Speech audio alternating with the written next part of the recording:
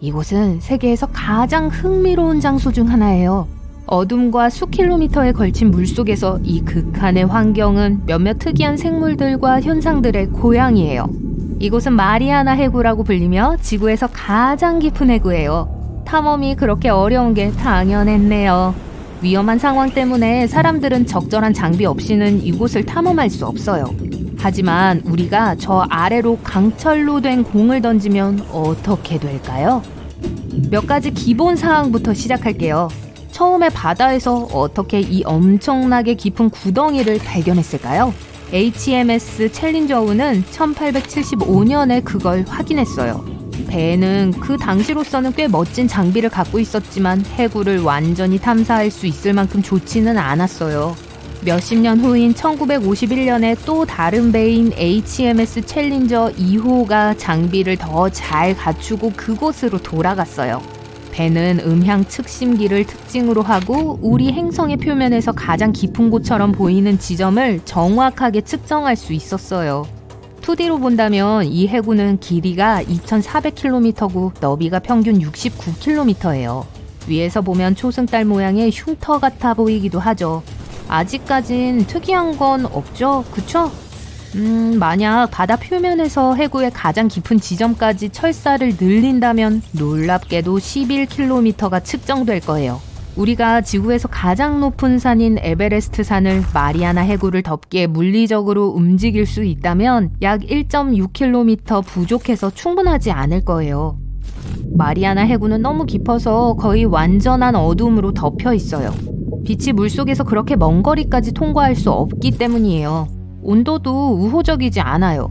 바로 위 영하 몇 도 정도예요. 하지만 그중 가장 위험한 특징은 수압이에요. 해구의 가장 깊은 지점에서 압력의 양은 표준 대기압보다 약 1000배 더 높아요.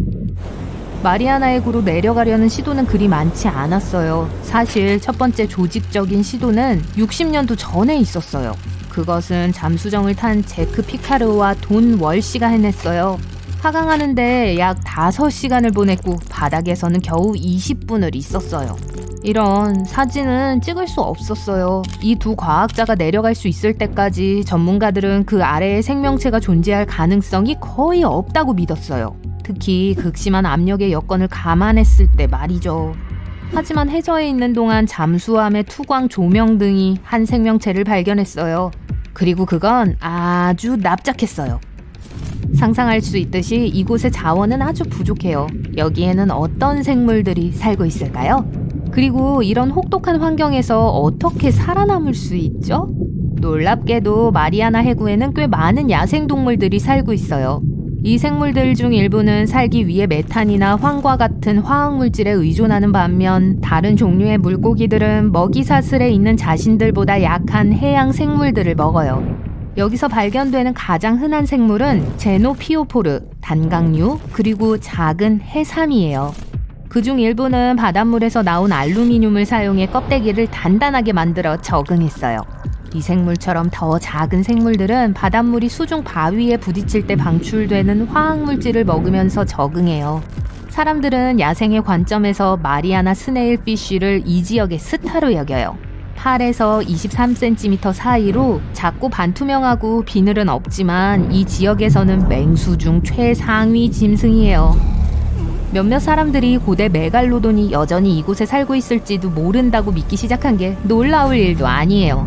메갈로돈이 뭘까 궁금하시겠죠? 이들은 우리 지구 역사상 알려진 가장 큰 포식자였고 기본적으로 지금까지 살았던 상어 중 가장 크고 사나운 상어였어요. 과학자들은 이들이 꽤 오랫동안 멸종되었다고 믿고 있고 마리아나 해구에 여전히 숨어있을지도 모른다는 생각에는 뒷받침할 만한 정보가 많지 않다고 해요. 메갈로돈은 완전한 어둠 속에서 항해하는 법을 배워야 했을 거예요. 생물 발광을 하거나 거대한 눈을 가질 수 있게 진화해야 할 거예요. 게다가 스쿨버스 같은 크기 때문에 메갈로돈은 많이 먹어야 했을 거예요. 미생물과 작은 스네일피쉬로는 살 수 없었을 거예요. 만약 강철공을 참호에 떨어뜨리면 어떤 영향을 미칠까요? 그런 압력을 견딜 만큼 공이 강할까요? 여기 과학적으로 한번 보죠. 만약 단단한 강철 공이라고 가정한다면 해구 바닥에서 발견된 압력은 사실 영향을 미치고 영구적인 손상을 입히기에 충분하지 않을 거예요. 하지만 해저에 도달하는 데는 꼬박 12분이 걸릴 거예요. 온도는요? 수면과 해구 바닥의 온도 차이가 꽤 상당하다는 게 밝혀졌어요. 약 30도 차이예요. 그래서 공이 조금 줄어들 거예요. 하지만 다시 한번 공이 수면으로 돌아가면 정상으로 돌아올 거예요. 공이 거기 끼었을 때 또 다른 흥미로운 질문이 있어요. 부식이 영향을 미칠까요? 강철의 부식은 물의 산소량에 크게 좌우돼요. 물에 용해된 산소의 양은 5km 이상의 깊이에서는 일정하게 유지돼요. 여러분이 계산은 안 해도 되지만 강철 공이 바다 밑에서 완전히 녹슬려면 10,000년 이상 걸릴 거예요. 하지만 궁금하지 않을 수가 없네요. 우리 인간이 그런 극한의 깊은 곳에서 살아남기 위해서는 뭐가 필요할까요? 과거에 이 신비한 장소를 탐험하기 위해 뭘 사용했는지 살펴봅시다. 신택틱 폼이라 불리는 거네요. 왜일까요? 왜냐하면 여기서 발견되는 압력의 양이 저항하고 떠 있을 수 있는 유일한 재료이기 때문이에요. 이런 종류의 보호가 없으면 우리의 폐는 여기서 빠르게 붕괴될 거예요. 더구나 물의 압력은 우리 입으로 물을 밀어 넣을 거예요. 더 필요한 산소를 물로 대체하면서 말이죠. 그리고 계획대로 되지 않았을 때 지상으로 돌아올 수 있는 꼭 필요한 능력이 있어야 해요. 이곳으로 잠수하러 간 배 중 한 척은 잠수를 확실히 하기 위해 450kg의 강철 무게를 달고 있었어요. 이 무게는 바닷물에서의 부식 시간을 11시간에서 13시간 증가시킨 특별한 종류의 철사로 배와 연결됐어요. 혹시나 문제가 생길 경우를 대비해 더 빨리 돌아올 수 있게 말이죠. 이곳의 열악한 환경을 고려할 때 산소 공급 문제도 정말 중요해요. 마리아나 해구 안으로 다시 내려갈 배는 아래로 옮겨질 산소의 양을 줄이기 위해서 공기를 재활용할 수 있는 어떠한 장치를 고려해야 해요. 그리고 마지막으로 중요한 문제는 전기일 거예요. 확실히 저 아래에는 폰을 충전할 전원 콘센트는 없어요. 따라서 필요한 모든 장비를 지원하기에 충분한 배터리 수명이 필요해요. 통신, 산소 공급, 조명 장치 등의 말이죠. 최근에는 이런 문제들 중 어느 것도 더 이상 문제가 되지 않는 것 같아요.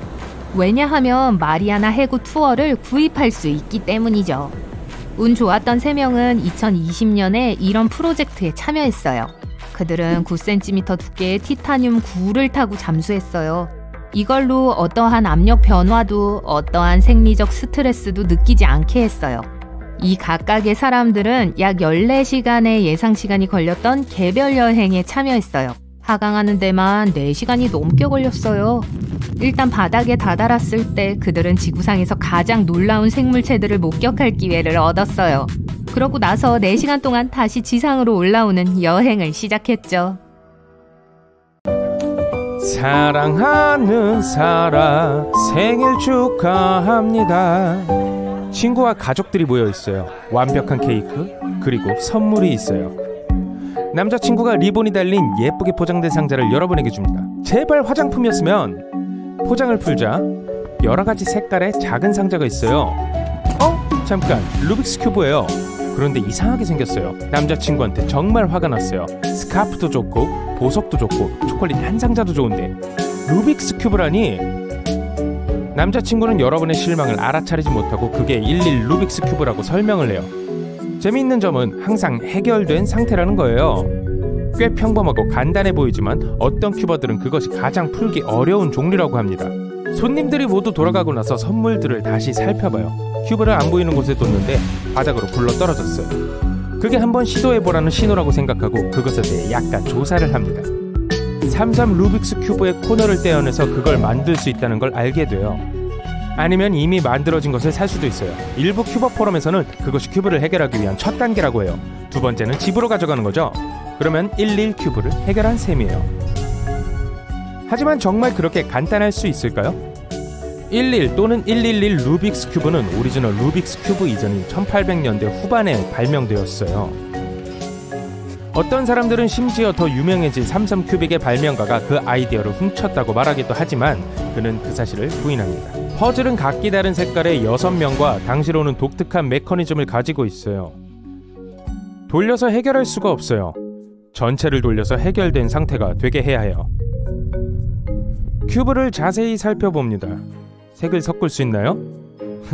불가능한 것 같아요. 항상 해결된 상태로 보이지만 그렇다고 해결할 수 없다는 것을 의미할까요? 많은 큐버들이 가능하다고 주장해요. 현재 비공식 세계 기록은 8분 59초예요. 33 루빅스 큐브의 가장 빠른 해결 시간은 현재 3.47초입니다. 11 큐브가 결코 쉽지 않다는 것의 또 다른 증거죠. 여러분은 이 큐브의 알고리즘을 찾아 시험해 보기로 합니다. 우선 11 큐브 용어는 다음과 같아요.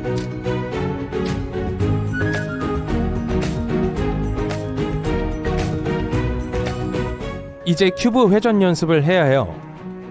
한 손으로 잡고 손목을 돌려서 회전시킵니다. 초보자에게는 쉽지 않지만 곧 할 수 있을 거예요. 일단 회전시켰으면 다른 손을 그 위에 대고 다른 손으로 다시 잡아야 합니다. 충분히 연습해서 이제 알고리즘을 사용할 준비가 된 것 같아요. 다음 순서로 진행하세요. 윗면을 뒤로 가져가세요. 오른쪽 면을 앞으로 가져오세요. 2번 하세요. 앞면을 왼쪽으로 가져갑니다. 앞면을 오른쪽으로 가져갑니다. 잘하고 있어요. 계속하세요. 윗면을 뒤로 가져가세요. 그러면 전체가 회전됩니다. 오른쪽 면을 앞으로 가져오세요. 왼쪽 면을 앞으로 가져오세요. 완벽해요. 이제 오른쪽 면을 앞으로 3번 돌립니다. 윗면을 뒤로 가져가서 전체 퍼즐을 회전시켜요. 앞면을 오른쪽으로 가져갑니다. 오른쪽 면을 앞으로 가져옵니다. 윗면을 뒤로 가져가서 전체 퍼즐을 회전시켜요. 왼쪽 면을 앞으로 가져옵니다. 거의 다 됐어요. 앞면을 오른쪽으로 가져갑니다. 앞면을 왼쪽으로 가져갑니다. 이제 프로가 다 됐다고 생각하고 좀 더 창의성을 요구하는 다른 알고리즘을 찾기로 해요. 첫 번째 단계는 11 루빅스 큐브에서 스티커를 모두 떼어내는 거예요.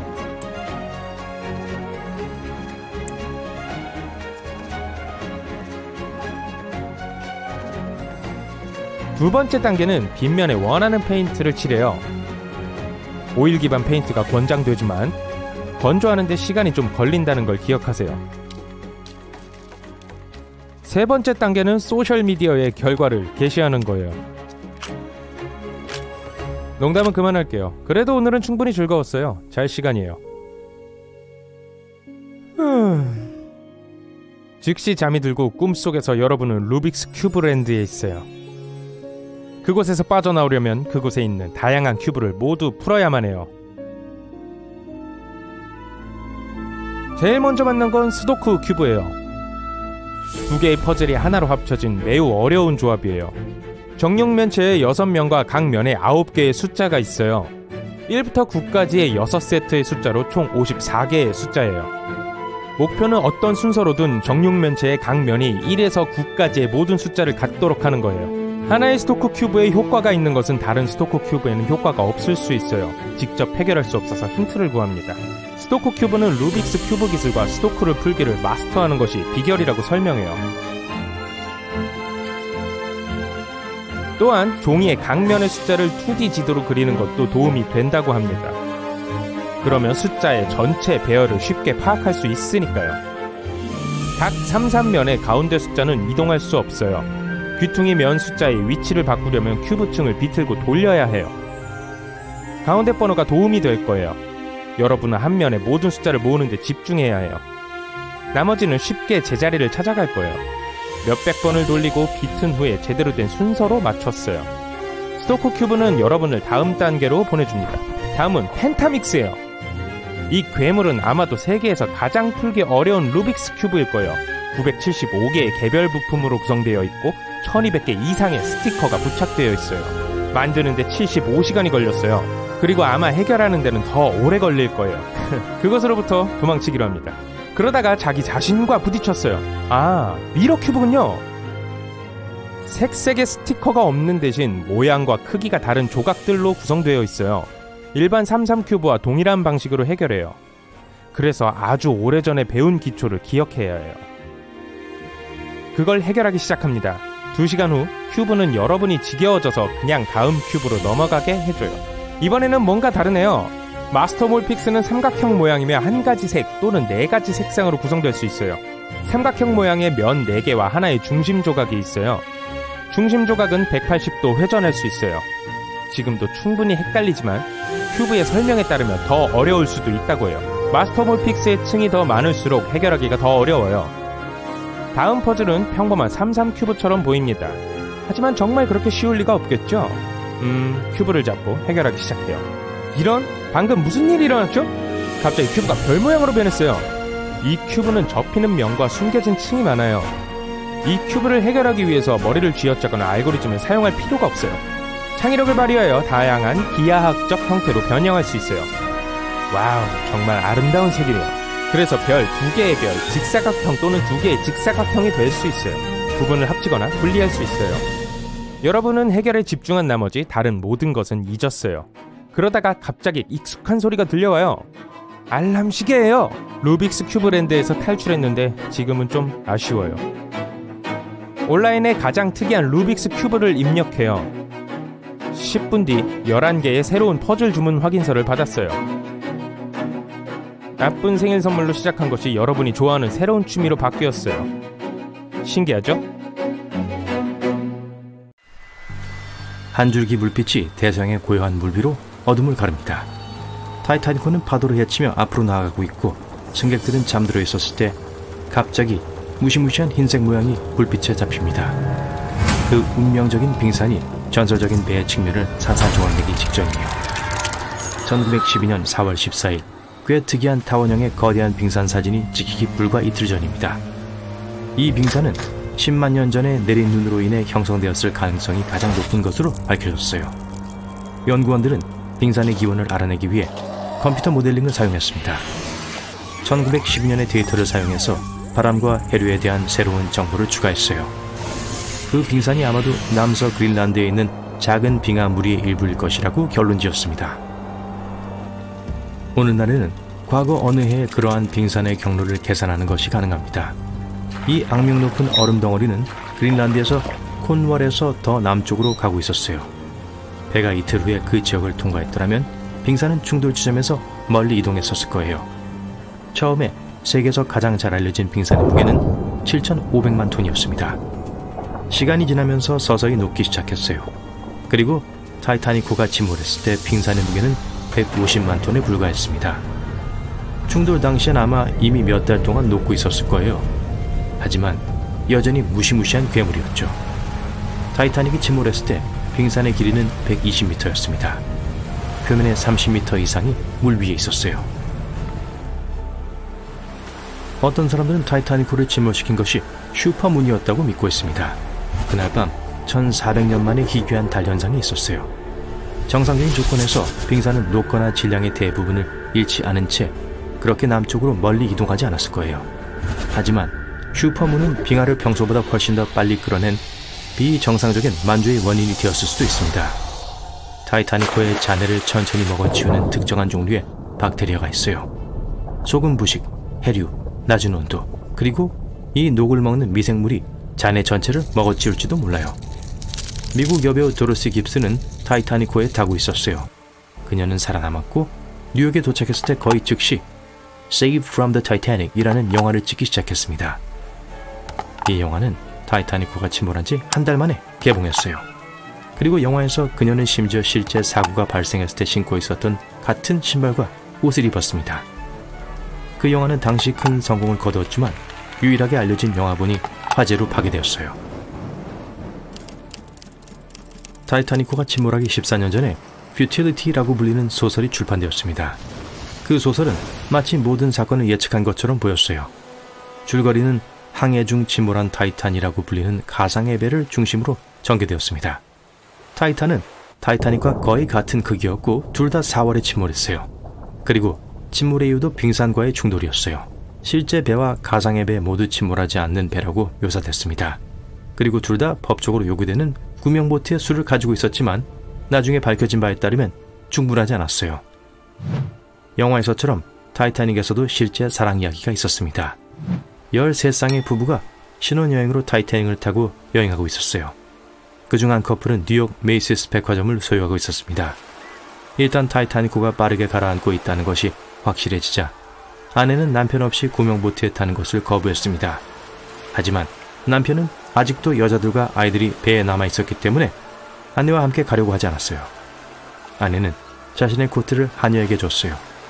하녀를 구명정에 타도록 했고 따뜻하기를 원했어요. 아내는 끝까지 남편과 함께 하기로 했습니다. 어떤 사람들은 타이타닉호가 빙산이 아니라 미라 때문에 침몰했다고 믿습니다. 이 모든 것은 기원전 1000년경 이집트의 도둑들의 도시에 살던 한 신비한 여성으로부터 시작됐어요. 여자에 대해서는 거의 알려진 바가 없지만 여사제로 알려져 있어요. 그녀의 미라는 나무로 만든 관에 넣어졌고 그녀의 얼굴 이미지와 신비한 비문이 있는 큰 뚜껑으로 덮였습니다. 이 장소는 19세기 전반까지 숨겨져 있다가 우연히 한 무리의 현지인들에 의해 발견됐습니다. 그들은 그녀의 평화를 방해했어요. 아무도 영문을 모르지만 그 미라는 그날 흔적도 없이 사라졌습니다. 몇십 년 후 영국에서 온 부유한 친구들의 무리가 이집트로 여행을 갔고 검은 눈이 공허를 들여보는 듯한 여사제의 모습이 담긴 빈 미라관을 발견했어요. 그들은 그걸 사기로 했어요. 하지만 구매자는 관을 받기도 전에 같은 날 밤에 사라졌습니다. 그 그룹의 모든 구성원들은 사고로 당했어요. 그 관은 여러 곳으로 옮겨졌지만 몇몇 사람들에 의하면 타이타닉호에 타고 있었다고 합니다. 로봇 잠수함이 이 전설적인 배의 잔해를 찾는데 70년 이상이 걸렸습니다. 배의 잔해는 대서양 아래 거의 4,000m 아래에 놓여있고 두동강이 나 있어요. 왜 배가 부서졌을까요? 아무도 정확히 몰라요. 어떤 사람들은 배가 빙산과 충돌했을 때 안으로 들어간 물 때문이라고 생각합니다. 압력이 너무 강해서 배의 바닥 구조물에서 시작하여 배가 두 부분으로 분리됐어요. 다른 사람들은 선체 리벳 때문이라고 말합니다. 광석 제련의 잔여물인 슬래그가 많이 남아있었어요. 그것은 금속이 분열되는 원인이 될 수 있습니다. 타이타닉은 디자인부터 시작해서 일반적으로 많은 결점이 있었어요. 물이 새지 않아야 하는 격벽은 완전히 밀봉되지 않았습니다. 그래서 물이 칸 사이를 흐르고 결국 배를 가라앉게 했어요. 배의 리벳의 철과 선체의 강철은 높은 유황 함량, 차가운 온도, 그리고 빠른 속도 때문에 결국 망가졌습니다.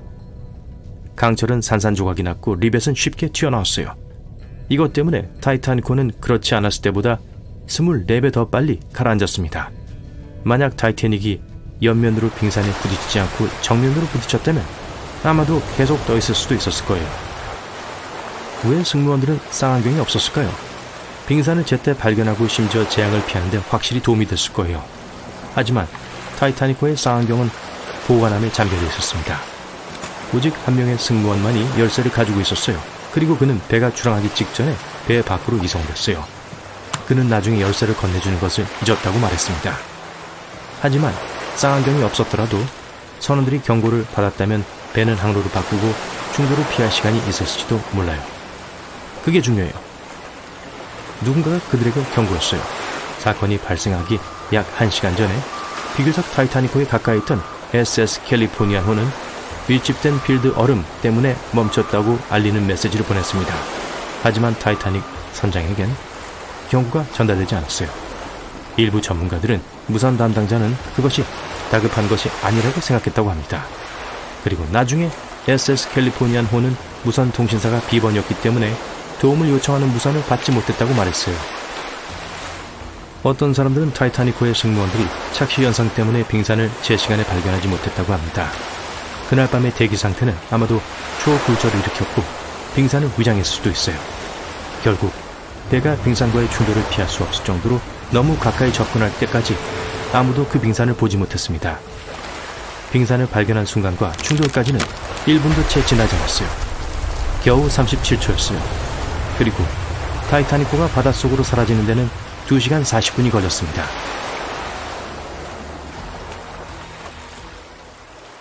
(19세기) 중반 이래 50척 이상의 배와 20여 대의 비행기가 이곳에서 사라졌어요. 이곳은 대서양의 공식 지역이 아니기 때문에 일반 종이 지도로는 찾을 수 없을 거예요. 미국 남동부 해안에서 멀지 않은 곳에 위치한 삼각형 모양의 작은 해역입니다. 20세기에 이곳은 전설이 됐어요.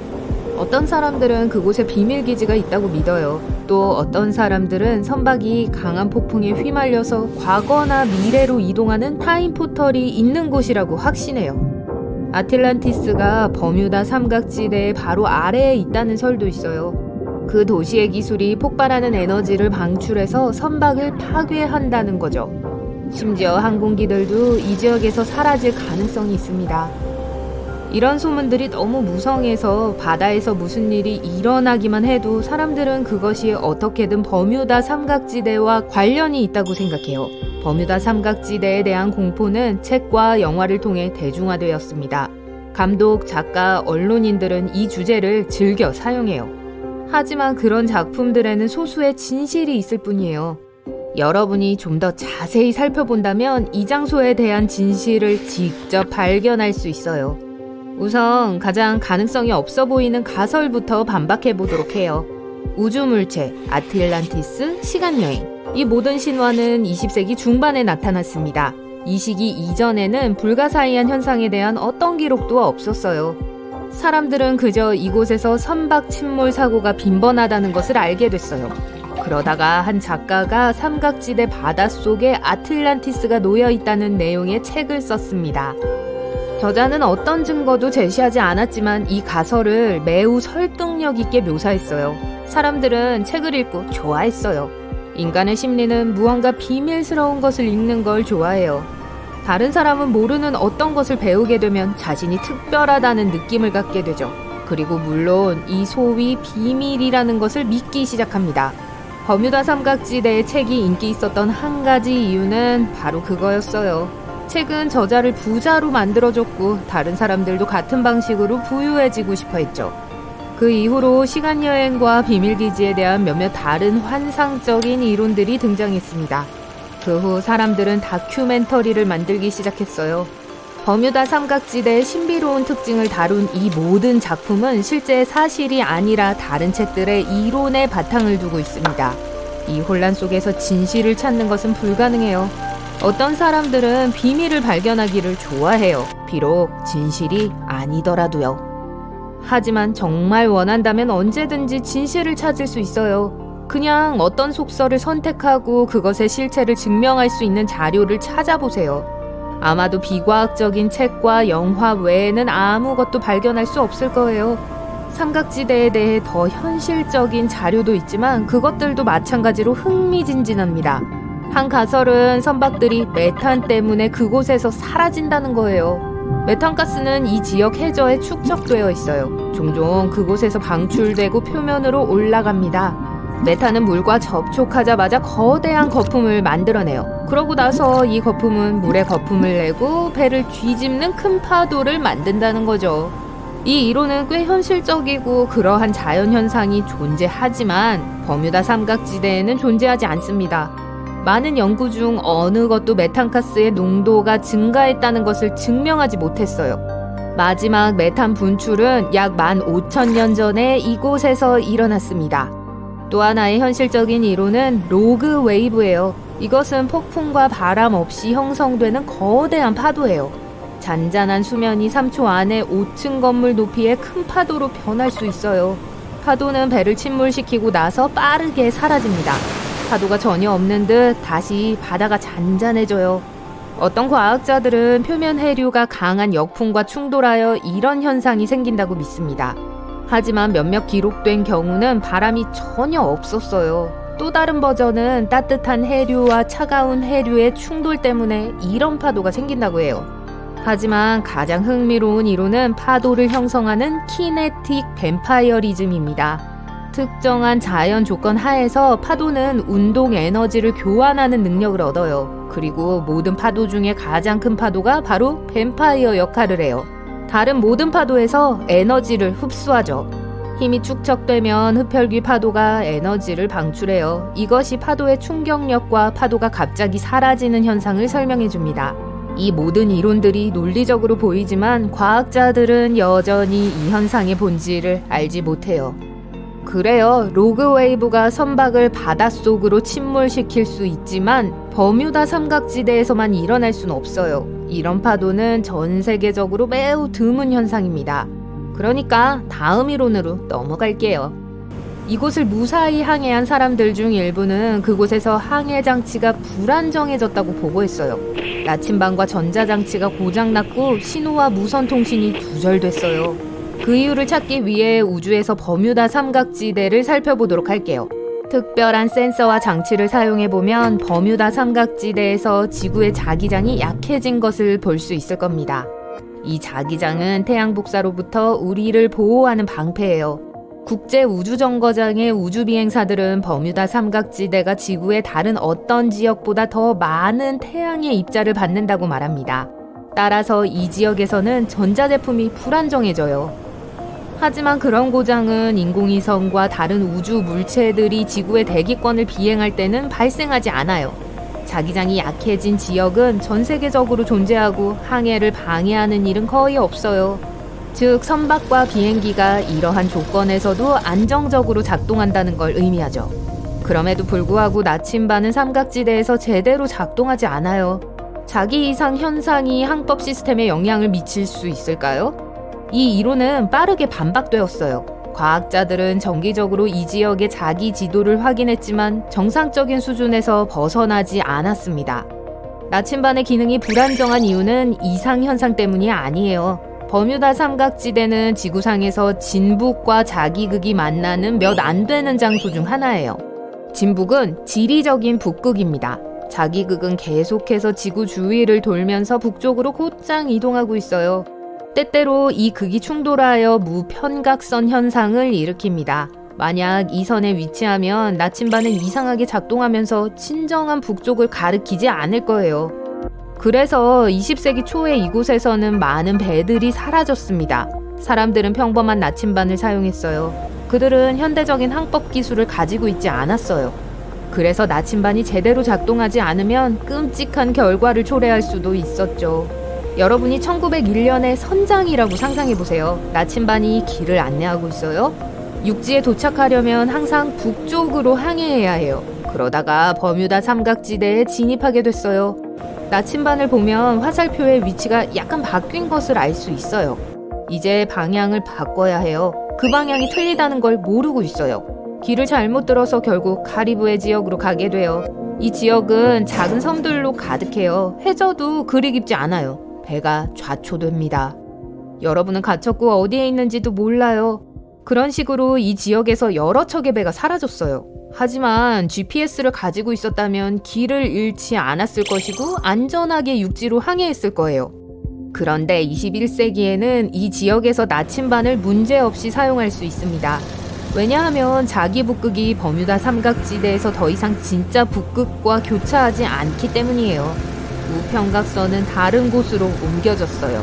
하지만 여전히 어떤 이유에선지 선박은 이곳에서 길을 잃어요.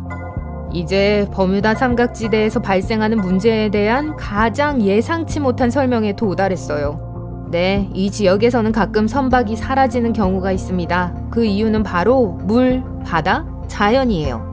불행하게도 전 세계 곳곳에서 선박이 침몰해요. 버뮤다 삼각지대만 두려워할 필요가 없어요. 대서양에는 더 많은 수의 선박이 사라지는 곳이 있어요. 버뮤다 삼각지대는 심지어 침몰 사고가 빈번한 장소 상위 10위 안에도 들지 않아요. 하지만 왜 아무도 다른 곳에 대해서는 이야기하지 않는 거죠? 그건 사람들이 특정한 한 장소에 대한 동화를 썼기 때문이에요. 대서양에서 가장 인기 있는 배 항로 중 하나는 버뮤다 삼각지를 통과합니다. 통계적으로 침몰 사건이 어디에서 가장 많이 발생하는지 아세요? 항해하는 배가 많은 곳이에요. 즉, 바로 이 지역이죠. 이 지역에 대한 유일한 사실은 이곳에 폭풍이 잦다는 겁니다. 하지만 나쁜 날씨와 사나운 바다가 항상 배를 가라앉히는 것은 아니에요. 또한 종종 허리케인이 이 지역에서 형성됩니다. 버뮤다 지역은 높은 대기압을 가지고 있어요. 이 압력은 폭풍 구름을 버뮤다 삼각지대로 향하게 만들어요. 강한 바람과 큰 파도는 배를 침몰시킬 수 있고 번개는 비행기를 손상시킬 수 있지만 이곳에만 국한된 일이 아니에요. 그러니까 모든 문제를 버뮤다 삼각지대의 탓으로 돌리지 마세요. 그곳은 아름답고 그림 같은 곳으로 많은 관광객들을 끌어들이고 있어요. 아야, 벌에 쏘이지 않아본 사람은 거의 없죠? 확실히 기분 좋진 않죠. 하지만 벌들은 보통 때는 공격적인 생물이 아니에요. 여러분이 아마 이 작은 녀석을 놀라게 했을 거예요. 이 곤충들은 수분하는데 아주 중요한 존재입니다. 벌들의 존재는 식물들이 계속 자라는 주된 이유 중 하나인데요. 벌들은 위협을 느낄 때만 쏘아요. 만약 쏘였다면 여러분이 벌들에게 너무 가까이 갔다는 걸 의미할 수도 있고, 더 중요한 건 그들의 벌집에 너무 가까이 갔다는 걸 거예요. 각각의 벌집은 5만에서 8만 마리의 꿀벌이 살 수 있어요. 인간처럼 벌들도 집을 보호하기 위해 모든 걸 하죠. 하지만 경보와 복잡한 보안 시스템 대신 그들은 적을 막기 위해 침을 사용하죠. 꿀벌이 침을 쏘면 페로몬이라는 걸 방출해요. 페로몬은 같은 동물 종들의 행동에 영향을 미치는 화학물질이에요. 만약 한 마리의 벌이 여러분을 향해 돌진한다면 페로몬이 근처의 모든 벌들을 분기시키게 할 거예요. 그리고 그 벌들도 기꺼이 합류할 거고요. 그건 정말 피하고 싶은 만남이겠네요. 여기 재밌는 사실이 있어요. 쏠 수 있는 건 암컷 벌들만이에요. 더 큰 수벌은 침이 아예 없거든요. 이건 침이 기본적으로 변형된 산란장치이기 때문이에요. 여왕벌도 침이 있어요. 이 벌들은 보통 일벌들보다 훨씬 커요. 여왕벌의 평균 크기는 2cm 미만이에요. 보통 일벌의 약 2배 크기죠. 큰 크기 때문에 많은 사람들이 여왕벌의 침이 가장 아플 거라고 생각하는데요. 그럼 한번 파헤쳐 볼까요? 우선 여왕벌들은 벌집에서 일하는 것 때문에 거의 침을 쏘지 않아요. 군락에서 유일하게 번식을 할 수 있는 게 암컷이라 여왕벌은 가장 중요한 벌이에요. 여왕벌은 벌집에서 두 가지 주요 일들을 해요. 1번, 꿀벌들이 함께 일할 수 있도록 나머지 벌들을 통일해주는 화학적인 냄새를 생산해내요. 2번, 알을 많이 낳아요. 하루에 2,000개까지요. 여왕벌은 항상 자신의 모든 필요를 충족시켜주는 일벌들에 둘러싸여 있어요. 일벌은 그녀에게 음식을 줘요. 수행원벌은 또한 여왕의 페로몬을 모아서 나누는데 이건 일꾼들이 새로운 여왕을 찾는 걸 막아줘요. 하지만 벌집의 대장이면서 다른 벌들보다 훨씬 더 큼에도 불구하고 여왕벌의 침은 사실 덜 아파요. 왜냐하면 일반 벌들은 가시도 친 침을 갖고 있기 때문이에요. 그 뜻은 공격을 할 때 침이 피부에 박혀 제거하기가 정말 어려워진다는 걸 의미하죠. 침에는 또한 단백질로 가득 찬 불쾌한 독이 들어있어요. 그 독 때문에 통증을 유발하고 여러분의 면역체계와 피부 세포에 영향을 미치죠. 침은 10분 이상 또는 제거될 때까지 계속해서 여러분의 몸에 독을 주입해요. 하지만 일벌과 달리 여왕벌은 벌집을 거의 나오지 않아요. 주 업무가 알을 낳는 거거든요. 그리고 벌집과 여왕벌을 보호하는 건 나머지 군집의 몫이죠. 그래서 일벌들이 가장 강력한 침을 쏘는 거예요. 이렇게 잠재적인 위험을 쫓아내는 거죠. 여왕벌이 진짜로 자신을 방어해야 하는 유일한 때는 라이벌 여왕으로부터 방어할 때입니다. 이것 때문에 여왕벌은 위험한 침을 개발할 필요가 없었죠. 여왕벌의 것은 좀 더 부드러워요. 그 뜻은 굉장히 불편할 수 있는 가시가 피부에 꽂히지 않는다는 걸 의미해요. 이게 좋게 들릴 수 있지만 약간의 나쁜 소식도 있어요. 침이 부드럽기 때문에 여왕벌은 여러분을 여러 번 찌를 수 있어요. 침은 벌의 소화관, 신경, 그리고 근육에 붙어 있어요. 이 모든 것들은 벌이 정상적으로 사는데 필수적인 것들이죠. 일벌들은 침을 쏠 때 가시 때문에 침을 뽑아내지 못해요. 그리고 자유로워지려고 하면 좋지 않게 끝나버리는 거죠. 하지만 여왕벌의 침은 고치지 않아요. 그래서 이 벌은 나쁜 결과를 안 겪게 되는 거예요. 그럼에도 여왕벌이 쏘는 건 기본적으로 근처에 보디가드가 하나도 없을 때만 쏴요. 그럴 가능성은 거의 없지만요.